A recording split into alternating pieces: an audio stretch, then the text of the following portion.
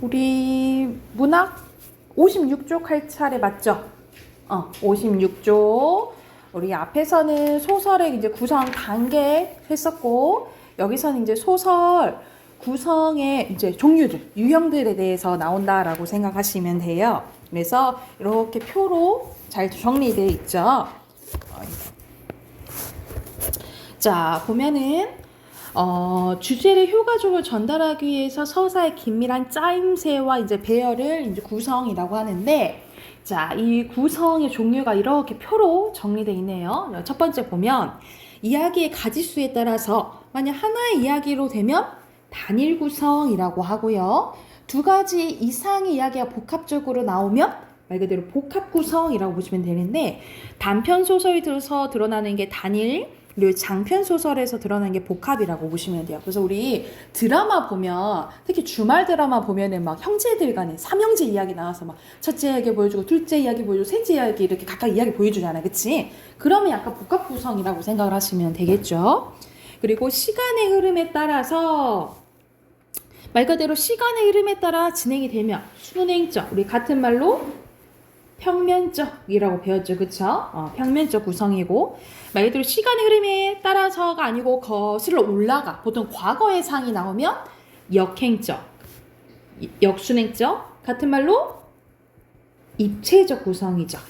그래서 시간의 흐름에 따라서도 이렇게 나뉘어질 수 있고요. 그리고 밑에는 이야기의 배열 방식에 따라서 겉에 외부 이야기가 있고 내부 이야기가 있으면 이 모양이 액자 같다 해서 액자식 구성이라고 했죠. 그래서 여러분은 지금 이건 알고 있어. 세 가지로. 평면적, 입체적, 액자식은 기본적으로 알고 있잖아, 그치? 근데 추가적으로 못 봤던 게 나오네. 옴니버스 구성이랑 피카레스크 구성이 나오는데 이건 잘 나오진 않아요. 근데 이런 구성들이 있다라고 알아두시면 되는데, 자, 먼저 옴니버스는 하나의 주제를 중심으로 각기 다른 인물들이 등장해서 이야기들이 막 있는 것이 옴니버스식이라고 하고요. 피카레스크는 각각 독립된 이야기가 있는데 다 관련이 있는 인물들이 등장해서 각기 다른 사건을 전개하면서 결론적으로는 하나의 주제에 대해서 이야기하는 것을 피카레스크라고 보시면 돼요. 그래서 연작소설, 말 그대로 우리 시리즈물 있죠. 시리즈물이 피카레스크라고 생각을 하시면 돼요. 다시 한번 옴니버스식은 자, 각각 이야기가 달라. 나오는 등장인물들이 달라. 그래서 예를 들어서 가희 이야기하고 승민 이야기하고 선생님 이야기. 근데 결국 이 셋 이야기 다 하나의 주제에 대해서 얘기하면 옴니버스식인 거야. 근데 등장하는 인물들이 똑같아. 이렇게 등장인물이 똑같은데, 근데 중점은 다 나오긴 해. 요 인물이 나오긴 했는데, 중점이 가희 중점, 또 승민이 중점, 선생님이 중점이었다가, 전체로는 하고 싶은 말은 또 주제가 같은 것이 피카레스크라고 생각을 하시면 돼요. 그래서 그 예시들이 밑에 나와 있는데, 옴니버스 구성의 대표적인 예가 봉산탈춤이 나와 있네요. 봉산탈춤은 아까 전에 옴니버스는 인물들이 막 좀 다 다르다 했죠, 그쵸? 그래서 각 과정마다 다른 인물들이 등장하는 각각 내용들이 독립적으로 구성되어 있긴 하지만 주제는 하나다라고 생각을 하시면 되고, 피카레스크는 이런 식으로 등장하는 인물들은 똑같아요. 등장인물들은 똑같은데 뭐 1에서는 뭐 나 이야기를 한다면, 2에서는 뭐 어머니 얘기한다면, 3에서는 뭐 내 얘기를 다시 한 번 더 한다던가, 이런 식으로 세 편의 이렇게 연작 소설로 되어 있는 게 피카레스크예요. 그래서 여기서는 옴니버스식이랑 피카레스크 구성이 있다 정도만 좀 알면 될 것 같아요. 왜냐하면 이 작품이 많이 자주 나오는 건 아니거든요. 그래서 이런 구성들이 있다라고만 좀 알아두시면 될 것 같아요.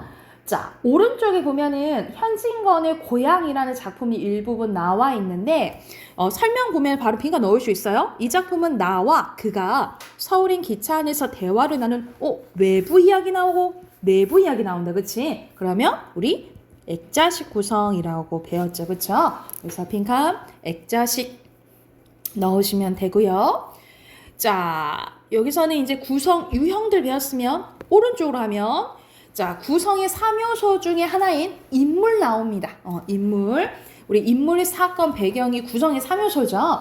자, 인물의 유형이 나와 있는데 먼저 인물이란 작품 속 일정한 상황에서 어떤 역할을 하는 주체입니다. 그래서 우리 구성의 3요소 알죠? 인물, 사건, 배경이며 작품 속 모든 사건은 인물을 중심으로 전개되기 때문에 소설에서 절대적인 중요한 요소는 바로 뭐라는 거야? 인물이라는 거지. 그래서 작가는 작중 인물이 의미하는 행동을 하게 함으로써 작가가 의도하는 바를 인물을 통해서 드러낸다라고 생각을 하시면 돼요. 그래서 당연히 인물이 있어야지 사건이 진행이 되겠죠. 그렇죠? 그래서 중요한 역할을 한다고 생각하시면 되고 이 인물의 유형들이 또 표로 정리되어 있어요. 자, 첫 번째. 자, 인물의 중요도에 따라서 중심인물, 주변인물로 나뉘어지는데 중심인물은 작품에서 주인공이거나 주인공이랑 좀 비슷한 정도를 가진 인물이라면 주변인물은 말 그대로 이 중심인물을 돋보이게 만드는 부수적인 역할이에요. 말 그대로 영화로 보면은 주연배우, 조연배우 이렇게 생각하면 되겠지. 그치? 그리고 주제의 구현에 따라서 주동인물과 반동인물로 나뉘어질 수 있는데 이거는 완전 이제 대립되는 개념이 커요. 왜냐면 이제 주동인물은 말 그대로 전체적인 사건을 이끌어가는 인물이라고 생각하시면 돼요. 그래서 말 그대로 주인공, 선역인 경우가 많겠죠? 근데 그거에 대응하는 반동인물은 악역이 될 수도 있겠지, 그치? 아니면 둘이 이제 바뀔 수도 있고, 이런 식으로 전체적인 것을 이끌어가는 것을 주동, 거기에 반대되는 인물을 반동이라고 보시면 되고, 자, 여기 두 부분이 중요하죠. 그리고 많이 언급됐었지. 자, 말 그대로 한번 성격이 정해지면 잘 변하지 않으면 평면적 인물이라고 하고, 그러니까 보통 고전 소설들이 그렇죠. 뭐 착한 놈 계속 착하고 나쁜 놈 계속 나쁜 거지, 그치? 그런데 만약 나빴던 놈들이 개가천선에서 착해지거나 아니면 착했던 인물이 어떤 상황을 계기로 막 흑화될 수도 있잖아. 이런 식으로 성격이 바뀌면 입체적 인물이라고 보시면 돼요. 그래서 이것도 대립적인 거고, 자, 보편성 여부 이렇게 나와 있는데 보통 어떤 사회 집단을 대표한다라고 생각을 하시면 돼요. 어떤 특정 계층이나 집단, 세대를 대표하면 전형적 인물이라고 하고요. 그래서 우리 효녀 하면은 신청이가 생각나잖아. 그런 것처럼 어떤 집단을 대표하면 전형적 인물, 그렇지 않으면 개성적 인물이라고 보시면 돼요. 근데 보통 이제 평면적 인물이랑 전형적 인물은 고전 소설에서 많이 나오고 입체적 인물이랑 개성적 인물은 현대 소설에서 많이 나온다라고 기억을 해두시면 될 것 같아요. 그래서 그거에 대한 정리가 여기 밑에 나와 있거든요. 여기에 전체적으로 고전 소설의 특징들이 나와 있어. 자, 내용 봐볼게요. 고전 소설은 고전 소설만의 특징이 나는 전형성이 있는데, 전형성 어떤 형식이 좀 정해져 있는 거지, 그치? 나타내는 고전 초기 고전 소설의 경우에는 주제가 대체적으로 권성징악이나 인과응보 또는 충과 효, 유교적인 관념에 대해서 얘기를 많이 했다 이 말이야. 그래서 선을 권하고 악을 징벌하고 그리고 우리 뿌린 대로 거둔다 이런 뜻이죠. 인과응보는 이런 주제였고 배경은 구체적으로 드러나지 않거나 중국을 배경으로 한 경우가 많았고요. 사건이 우연적으로 일어나고 그리고 말도 안 되는 비현실적인 요소가 나타나기도 해요. 그래서 비현실적 같은 말로 뭘 한다 했지? 그렇지, 전기적 요소가 나타나기도 하고요. 선악이 대립하는 갈등 양상이 잘 나타나기도 합니다. 그래서 또한 인물의 경우 제자가인형 인물이에요. 제자가인형은 모든 면에서 좀 뛰어난 인물이라고 생각하시면 돼요. 그래서 대체적으로 인물이 전형적이고 평면적이다 라고 기억을 해두시면 될 것 같아요. 고전소설 인물의 특징이요. 전형적이고 평면적이다. 그래서 밑에 예시 보면은 이생규장전 일부분인데 주인공 이생이 풍무가 맑고 말쑥했으며 재주가 뛰어났고 그리고 최씨라는 여자가 있었는데 아름다웠고 자수도 잘하고 시도 잘 썼대. 모든 면에서 완벽한 제자가인형이구나 라는 것을 알 수 있겠죠. 그래서 빈칸 제자가인 넣으시면 되고요. 오른쪽에 이제 또 소설 일부분이 고전소설 일부분이 나와 있는데 조웅전 해서 보통 사라의 이름 대고 전 이렇게 하면은 보통 영소설이 많다라고 생각을 하시면 되거든요. 그래서 조웅전은 충이라는 유교적 가치관을 바탕으로 선인과 악인을 결 구도, 빈칸 대결 구도로 만들고 선인이 악인의 횡포를 이기는 과정을 재미있게 보여서 인기를 끈 작품이래요. 그래서 종은 좌승상의 아들로 영웅이자 충신의 전형적인 모습을 보인다라고 생각하시면 되고 거기에 대응되는 게 이두병, 악역이라고 생각하시면 되겠죠. 이런 식으로 힌트를 좀 얻으시면 될 거. 인물의 전체적인 성격의 전형적이고 평면적이구나 라고 알아두시면 될 것 같아요. 자, 한쪽 더 남았거든요. 한쪽 더 해봅시다. 58쪽 갈게요. 58쪽 보면은 앞에서 나온 이 인물이 어떻게 제시되는지 방법이 나오거든요. 그래서 인물의 성격과 심리를 서술자가 바로 이야기하거나 다른 것을 매개로 전달하는 서술 방식을 말 그대로 인물의 제시 방법이라고 하는데 이 제시 방법이 크게 두 가지로 나뉘어져요. 직접 제시와 간접 제시. 먼저 직접 제시 가볼게. 직접 제시는 같은 말로 분석적 제시, 요약적 제시, 말하기 텔링, 편집자적 논평이라고 하는데 추가적으로 같은 말로 또 설명적 제시라고도 해요. 설명적 제시 써놓자. 설명적 제시라고 하고 이 서술자의 서술에 의해서 인물의 성격이나 심리가 말 그대로 직접적으로 언급되는 거야. 그는 너무 사악했다. 뭐 이런 식으로 얘기가 나오는 거야. 그래서 서술자가 작중 상황에 적극적으로 개입해서 인물에 대해서 논평하는 서술자의 개입도, 그래서 앞에서 편집장 논평 나온 거죠. 이 서술자의 개입도 이 직접 제시에 속한다라고 생각을 하시면 되고요. 그와 반대로 간접 제시는 같은 말로 극적 제시, 보여주기, 쇼잉이라고도 하고 장면적 제시라고도 해요. 그냥 보여준다라고 해서 그래서 인물이나 인물의 행동이나 미리 말해버렸네. 인물의 외모나 행동을 묘사하거나 아니면 대화를 통해서 인물의 성격이나 심리를 간접적으로 드러내는 거라고 생각하시면 돼요. 그래서 이 인물이 말하는 걸 보니까 저렇게 말하는 거 보니까 되게 버릇이 없네? 이런 식으로 독자가 상상하게 만들고 추측하게 만드는 것을 간접 제시라고 생각하시면 될 것 같아요. 그래서 이거에 대한 예시가 밑에 나와 있거든요. 그래서 성격을 제시하는 거, 심리 제시한 게 나오는데 여기서는 그는 애초에 심성이 밝고 깔끔했다. 이거 다 얘기를 해주지, 그치? 그러면 이거는 직접 제시인 거야.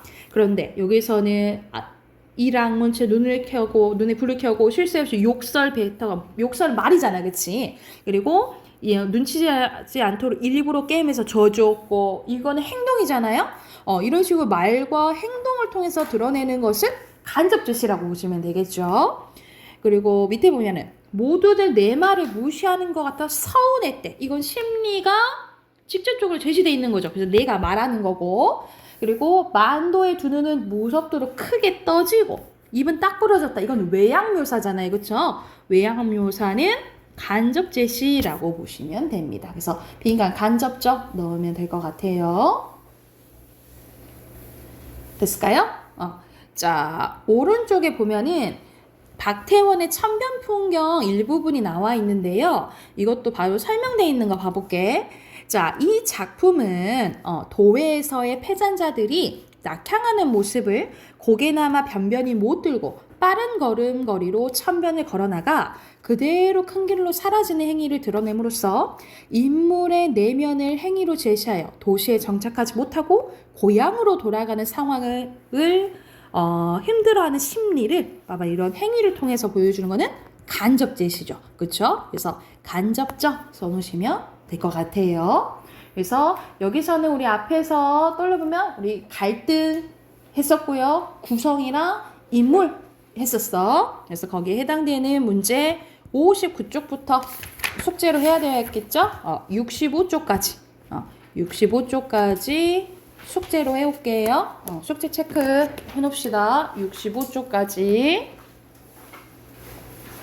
독서 꺼낼까요?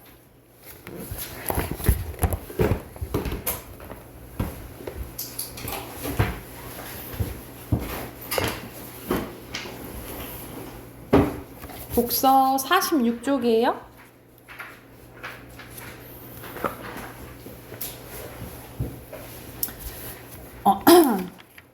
자, 앞에서는 이제 문단의 핵심, 중심 화제 찾고, 문단, 중심 문장 찾고, 그리고 핵심 내용 정리하는 거 했고, 여기선 더 크게 문단과 문단 간의 관계 파악하는 게 나와요. 자, 문단끼리 내용이 크게 두 가지로 나뉘어져 있네요. 그러니까 연관이 있는, 속해져 있는 종속적인 관계일 수도 있고, 아니면은 같은 역할을 하는 대등적 관계일 수도 있다라고 보시면 되는데, 먼저 종속 가볼게요. 종속은 두 문단이 화제나 구체화되거나, 그러니까 말 그대로 어떤 화제에 대해서 던지고 여기에 대해서 더 자세히 설명하면 구체화라고 생각하시면 돼요. 그리고 먼저 원리 나오고 그것을 적용하는 부분이 나오든지 이런 걸일 때 종속적이다라고 본다라고 생각을 하시면 돼요. 그래서 봐봐. 여기서는 다양한 관점이 있다라고 먼저 화제를 던져. 그러면 더 다양한 관점 중에 하나가 나왔어. 그러면은 이 다양한 관점 중에 하나를 얘기해 준 거잖아요. 그치? 여기를 화제에 대해서 구체화한 거라고 생각하시면 되겠죠. 그쵸? 이런 식으로 관계가 종속이라고 생각한다면 밑에 대등은 두 문단이 나열, 열거되거나 아니면 비교대조되는 부분이거나 인과나 시간의 흐름에 따라서 그냥 서술이 되면 이것은 대등적이라고 보는데, 자, 대표적으로 직렬 또는 병렬의 구조를 띈대요. 근데 보통 병렬일 때가 많은데, 만약 대상에 대해서 하나, 둘, 세 개에 대해서 얘기해 준다. 그럼 직렬이고, 보통 과정, 첫째, 둘째, 셋째, 특성에 대해서 특징 1, 2, 3 이렇게 되면 병렬이라고 생각하시면 돼요.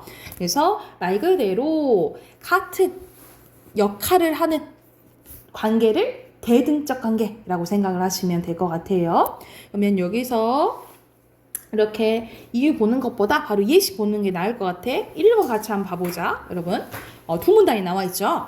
자, 회전체의 회전관성은 회전체를 구성하는 질량 요소들의 회전관성의 합과 같은데, 질량 요소들의 회전관성은 질량 요소가 회전축에서 떨어져 있는 거리가 멀수록 커진대요.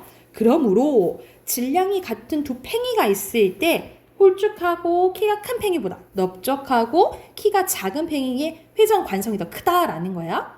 각 운동량 보존의 원리는 스포츠에서도 쉽게 확인할 수 있는데, 피겨 선수에게 공중 회전수는 중요한데 이를 확보하기 위해서 공중 회전하는 동안 각 속도를 크게 해야 된대요. 이를 위해 피겨 선수가 공중에서 몸을 바짝 붙인 채 회전하는 것을 볼 수 있다는 거죠. 그래서 여기서는 회전체의 회전 관성 얘기해주고 스포츠에 그거에 대해 예를 든 거잖아. 그치? 거기에 적용한 거라고 볼 수 있겠죠. 그쵸? 그래서 여기서는 원리 적용이 좀 가깝다라고 보시면 되고요.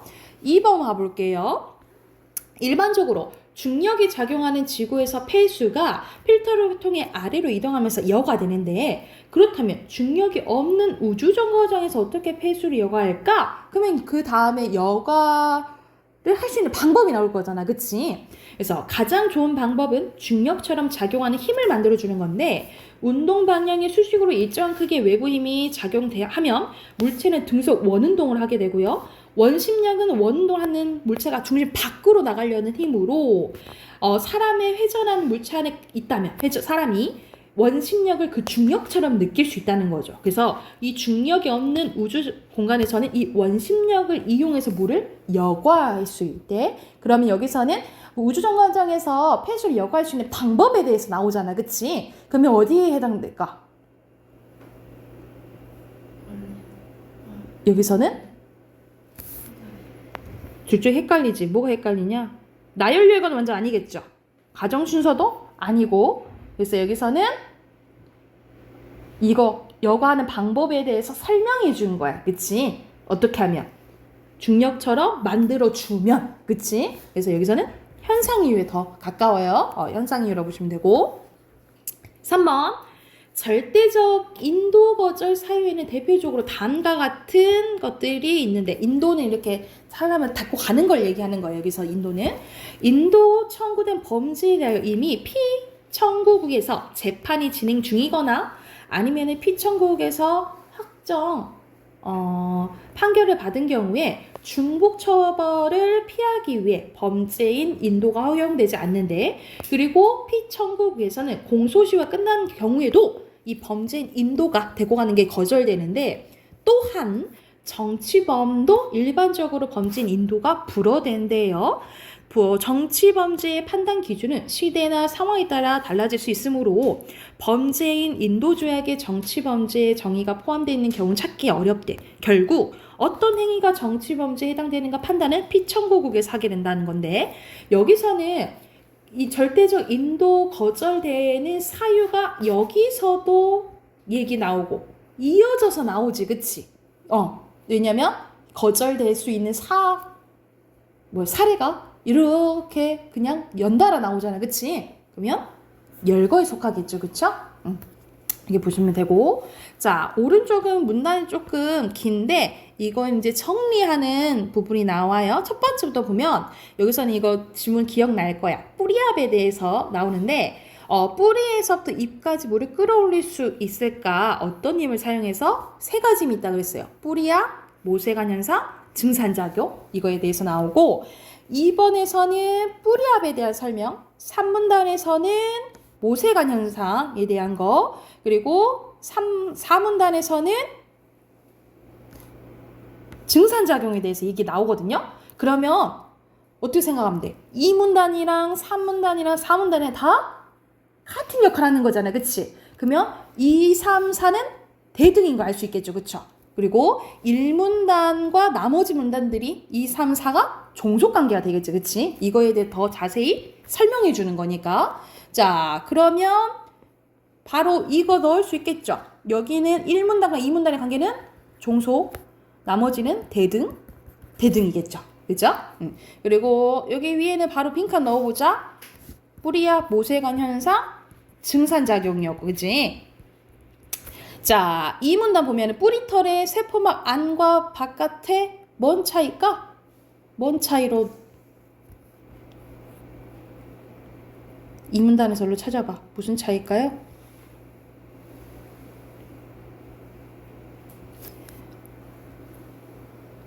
안쪽은 땅에 비해 용액의 농도가 높다 했지. 그래서 그 농도 맞추려고 들어가는 거잖아요. 그래서 빈칸 농도 쓰시면 되고, 그리고 식물은 뭐의 지름이 매우 작다 그랬어? 물이 다니는 물관, 그렇지. 그리고 4문단 식물체의 수분의 잎에 무엇을 통해서 증산작용이 발생돼요? 기공, 그렇죠.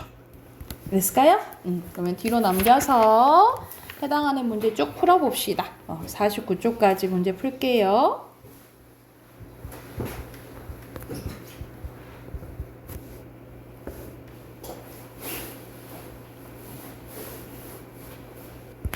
다 했죠? 같이 한번 봐봅시다. 여기서 중심 화제는 너무 딱 써져 있지. 구독경제와 관련된 거고요. 그리고 여기서는 구독경제하고 그 구독경제에 대해서 종류에 대해서 더 자세히 얘기해 주잖아, 그치? 그래서 이거는 화제 상세하고요. 그리고 여기서 3문단은 앞에서 여기 다른 내용이니까 종속하니까 라고 할 수도 있겠지만 이어져서 구독경제에 대해서 얘기해 주거든요. 그래서 대등이에요. 대등적이고. 그리고 여기서도 구독 경제가 빠르게 확산되는 이유에 대해서 얘기하고, 여기서는 소비자 입장에 대해서 사용하지 못해본 걸 해보는 장점이고, 장점이 막 나열돼 있잖아, 그치? 이것도 그냥 대등이라고 보시면 될 것 같아요. 그리고 5문단은 여기서는 소비자 입장에서 여기서는 장점 얘기 나오는데, 그러나 하면서 단점도 얘기하지, 그치? 이거는 비교 대조가 되겠죠. 여기 문제가 간단했네, 그치? 자, 1번에 알맞지 않은 것은 여기서는 3번이거든요. 구독경제 회원가입 시 개인정보를 제공해야 하는 부담을 없앨 수 있어. 오히려 가입할 때 다 킵해야 되잖아요, 그치? 나온 얘기는 없었던 것 같아요, 그쵸? 일반적인 다 신청 절차가 필요하죠. 그리고 2번은 기업은 구독경제고 니은이 공유경제잖아. 공유경제는 한 번 생산된 상품이나 서비스를 여럿이 공유해 사용하는 협력 서비를 통해 비용을 줄이고 소비자 만족도를 높이는 경제 모델인데요. 말 그대로 다 소비자들을 위한 모델들인 거잖아요, 그치? 그래서 가장 적절한 것은 5번이고요. 그리고 3번에 적절하지 않은 것은 여러분 정수기는 렌터라는 거잖아. 그치? C에 속하겠죠? 1번입니다. 됐나요? 문법 꺼내봅시다.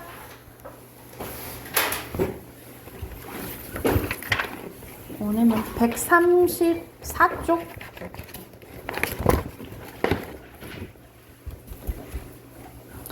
자, 134쪽 보면은 우리 어문 규정 저번 시간에 했었잖아요. 그치? 어문 규정 중에 여기서 이제 표준 발음법 나와 있네요. 자, 표준 발음법은 우리가 쓸 때 말고 발음할 때야. 표준어의 발음을 실제 발음으로 여기고 이에 따르도록 원칙을 정한 건데요. 자, 이 표준 발음법의 기본 원칙입니다. 이 기본 원칙에는 표준어의 실제 발음을 따르되 국어의 전통성과 합리성을 고려해서 정합니다. 전통성은 말 그대로 역사적으로 소리의 높이나 길이를 구별해온 전통이 있다라는 거야. 말 그대로 옛날부터 어떻게 발음을 해왔는가 이걸 고려해야 되고요. 합리성은 국어의 규칙 내지 법칙에 따라 표준의 발음을 합리적으로 정하는 거예요. 그러니까 말 그대로 어떻게 발음하는 것이 설명하기 마땅하냐 이거를 이제 고려해서 정한다라고 생각하시면 돼요. 그래서 표준 발음은 우리 표준의 실제 발음 따르는데 뭘 고려해야 된다? 전통성이랑 합리성을 고려해서 정한다라고 생각하시면 되고요.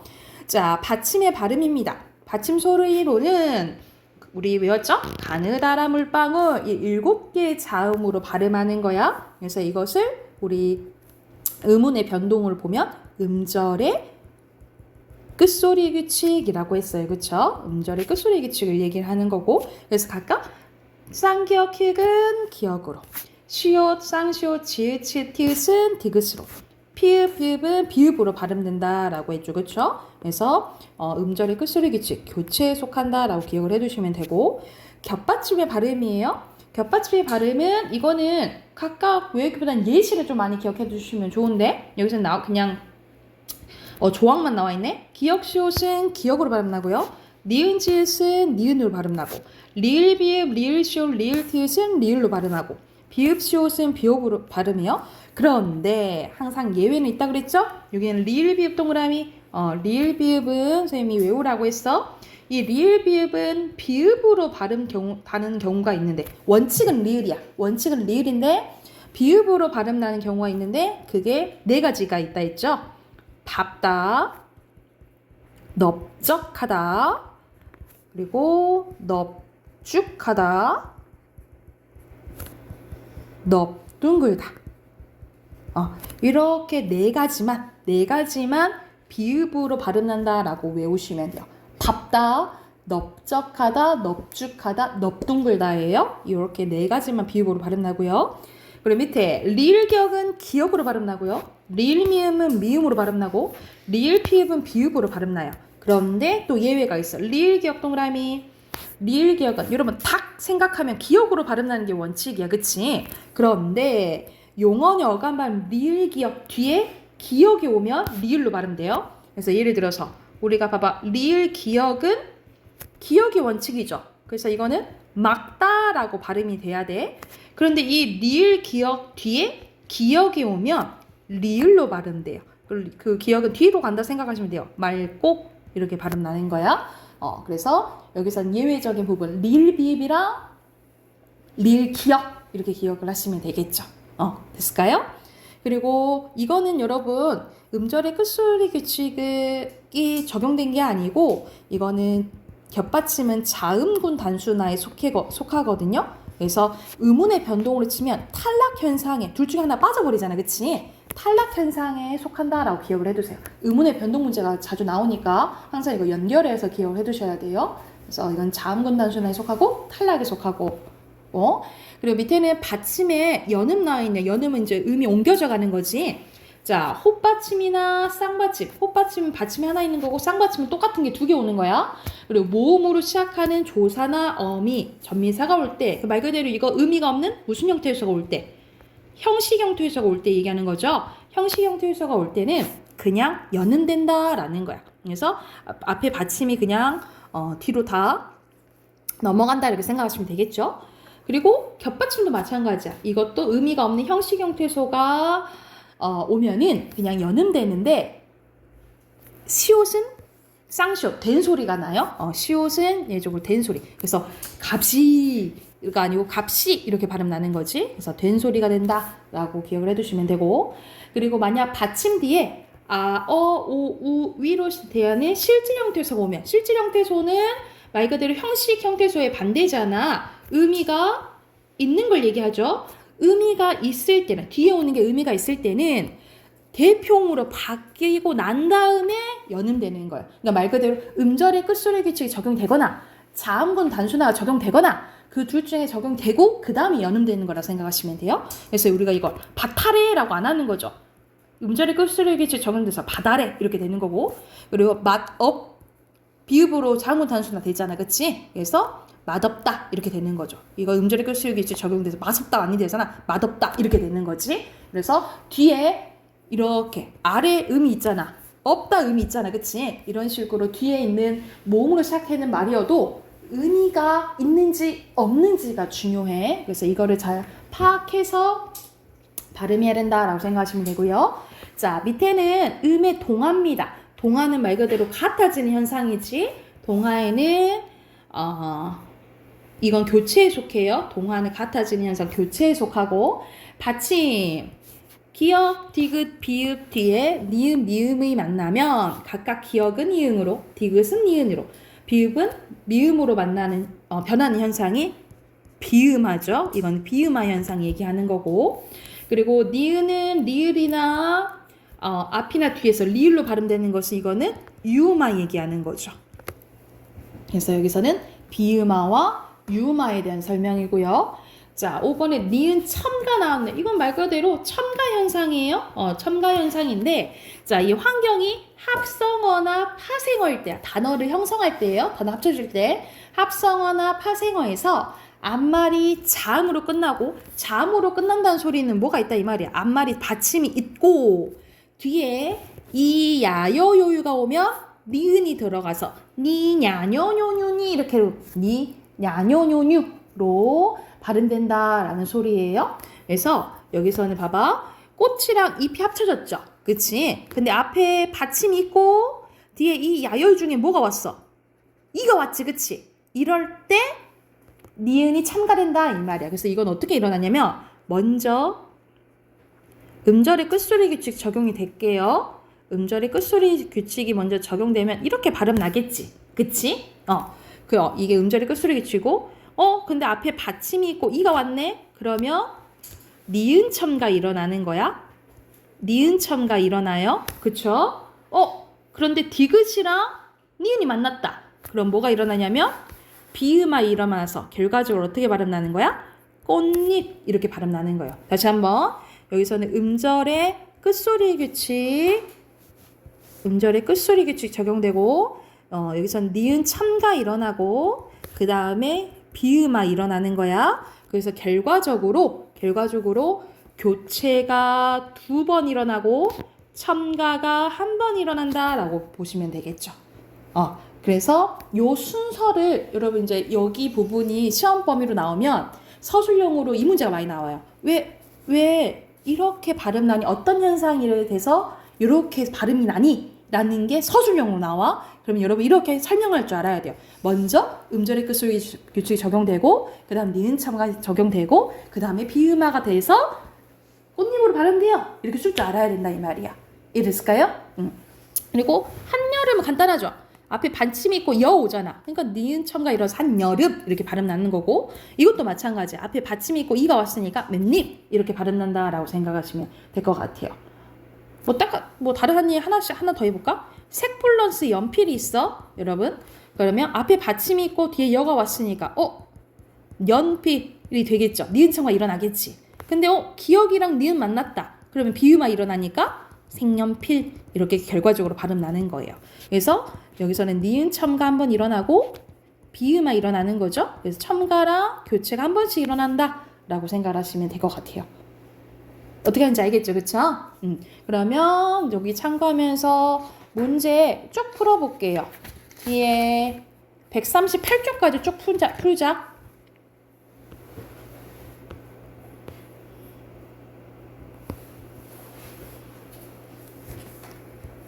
138쪽까지 풀게요.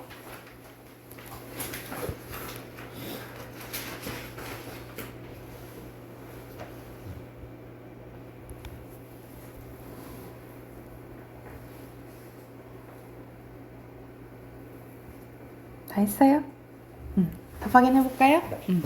여기서는 키읔이겠죠? 그리고 쌍시옷, 지읒, 치읒, 그리고 피읒, 기역, 리을, 비읍이고요. 겉옷 맞죠? 앞으로 맞고 없어죠? 된소리 나야 되고 X. 그리고 여기서 적절하지 않는 것은 있는이에요. 있는 1번이고, 그리고 자음, 니은이죠?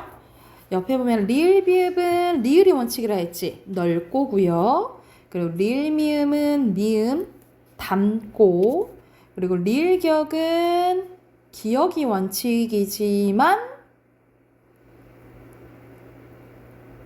뒤에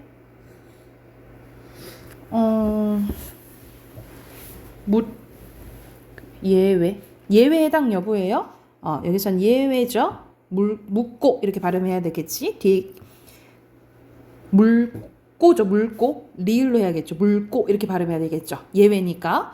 그리고 리을 피읍은 비읍 읍고 리을 티읕은 리을 훌고죠. X. 그래서 답은 담고예요. 2번이에요.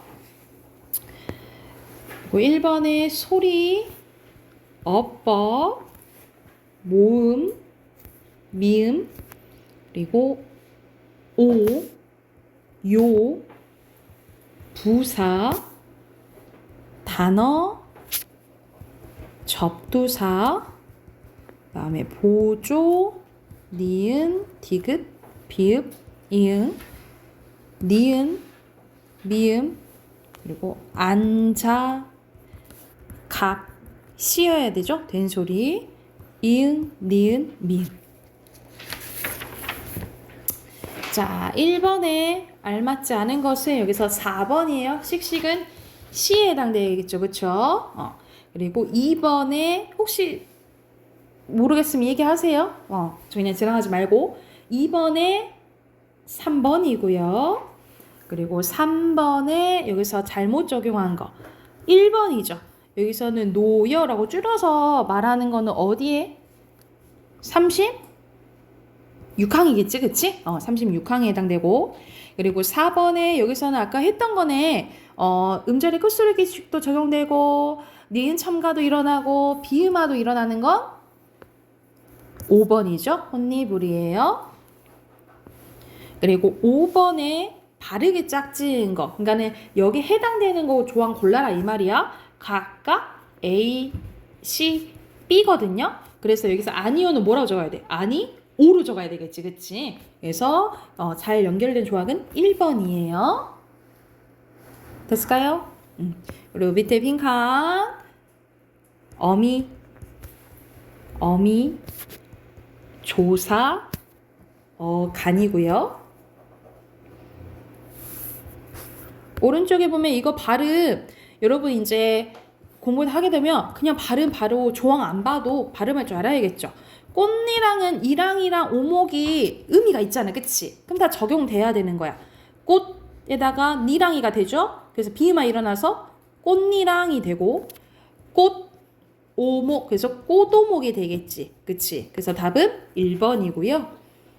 밑에 발음 대표음 첨가예요.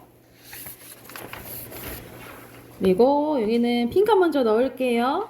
여기서는 소리, 발음, 형태소, 본래, 어근. 근데 7번에 너무 쉽다, 그치? 이거 소리대로 적은 거. 그러니까 발음이랑 표기 똑같은 거 고르면 되는 거야. 5번이죠? 하늘이고. 그리고 8번에 알맞지 않은 것은 여기서는 5번입니다. 여기서는 니로 소리가 나기 때문에 그냥 사랑 니로 적은 거야. 의미가 멀어진 게 아니고 발음이 나서 그런 거지. 이유가 틀렸어요. 이해가 됐을까요? 혹시 넘어간 것 중에 질문? 괜찮아요? 그럼 오늘 여기까지 합시다. 우리 문학 숙제 하면 되겠죠? 문학 숙제랑 단어 국악 외워오시면 돼요.